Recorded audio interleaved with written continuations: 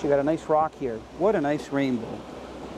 He's probably going to thrash like crazy. Yeah, you have him just on the outside of the mouth, which is perfect.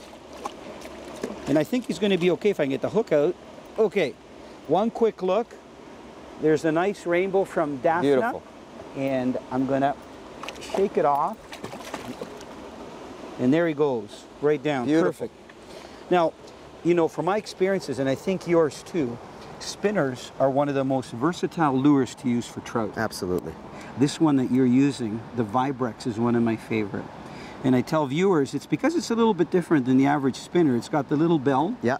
And it's got a gear in there that has, I don't know if I can, yeah, I can turn it with my hand. You can see the actual gear. The company claims that water goes inside the bell when you pull it, which I believe that.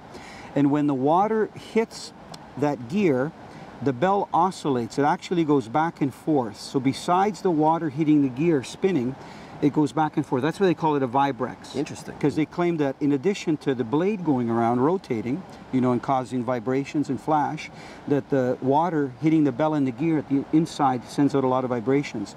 I don't know if that's true or not, but I know it works. Definitely. So in this size, for the size of trout that we're fishing for, a number 2 Vibrex is ideal. I find that the number 1 has such a small blade that a lot of times you have to snap your tip because the blade stops working, you know, because there isn't enough surface for the blade to catch the water. The number 3 they probably hit, but it's a little bit big.